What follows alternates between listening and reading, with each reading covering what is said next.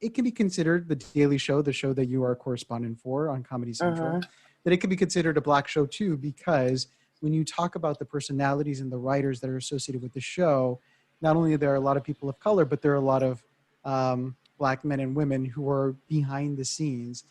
And to that effect, you know, the Daily Show talks a lot about current events. This week, a lot has taken place. You've commented a little bit on social media about it, but kind of where's your head at with the state of blackness right now after what we've seen happen in Minnesota? It's like before my heart would hurt, and now I think more my head hurts, if that makes sense. Because it's like, one, we're in a quarantine. What the hell? Two, and right now in the middle, you know, we're in the midst of a quarantine, so everybody's thoughts always, are my friends okay? Is my family okay? Is everybody all right? And then it's also, it's like, there's a fucking pandemic and y'all can't chill out for 2 seconds. You know what I mean? So then there's that feeling of it. And then it's like, there's nothing we can say to change this. And so this is Emmett Till happened in August of 1955. Right? And so, and then there was an episode that like my homegirl sent me of The Fresh Prince of Bel-Air. It came out basically almost 30 years ago. And it's Jazz in the courtroom with his hands up. And, you know, Uncle Phil goes, you can put your hand down, Jazz. And he's like, nope, I put my hands down. I got 6 warning shots in my back. And this is, again, early 90s. So and like, I feel like sometimes if it's not someone who's a person, like, I understand that non-people of color can be completely sympathetic to a situation and can be empathetic to a situation, but you don't have any fear towards it. This doesn't affect you. You can see it in justice, and you can post a video, you crying, or, you know, you can sign a petition and make a phone call or whatever, but sign the petition and make the phone call to the mayor and, you know, the district attorney and all of that, and then turn and talk to white people, because it has become very clear that they're not going to listen to us because policies are not changing. Yeah. These guys still get away with it, and they're getting away with it less. But again, these charges are being brought upon it. These charges are coming up again. And I saw this in a meme. They didn't get charged with murder. They didn't get charged with murder because they saw it. They got charged with murder because we saw it.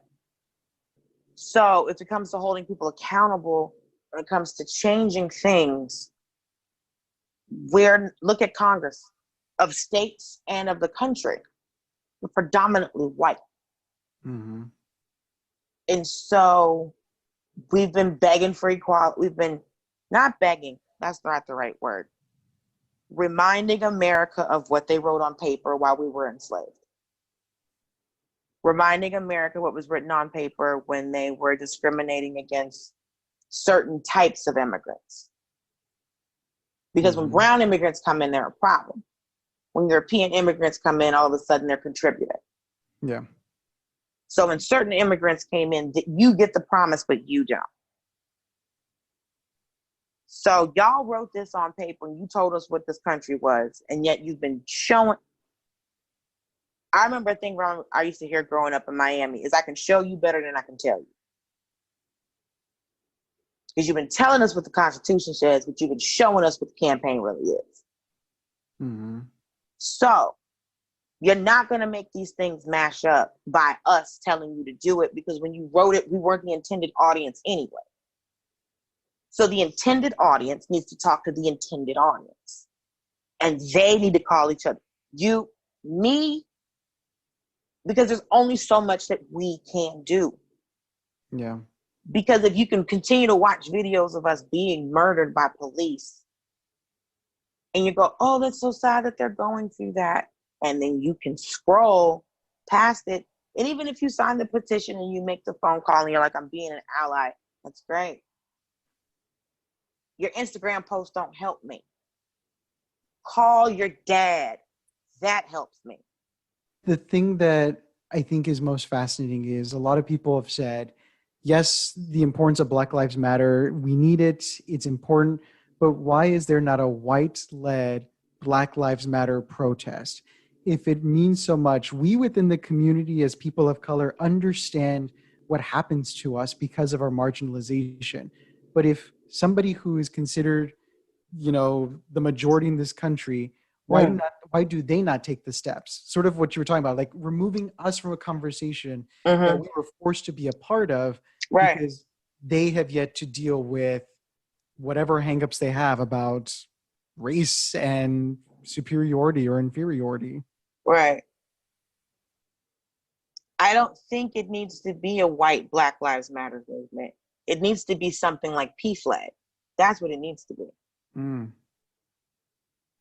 PFLAG being the organization for parents of kids who identify as LGBTQ, where parents and friends you put your money where your mouth is, and you're like, look, I'm supporting somebody that is not of the identity that I'm a part of.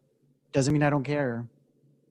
Right. So it doesn't need to be them leading a march, because that's gonna make certain folks feel great. But it needs to be,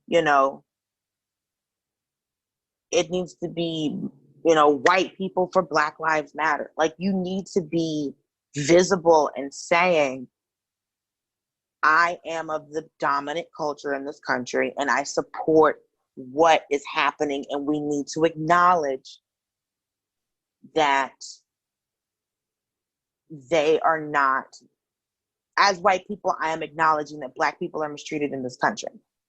And so it needs to be like white people for Black Lives Matter. It needs to be, white people for, immigration issues, or, the issues that Asian Americans go through, or something that's like, it needs to be, y'all need to do something, because we can't educate y'all. You can get on the internet. We don't need to do the work that really shouldn't be ours to begin with. Stop asking us shit. You got the same internet that I got. Stop asking us shit. It's not my job to educate you.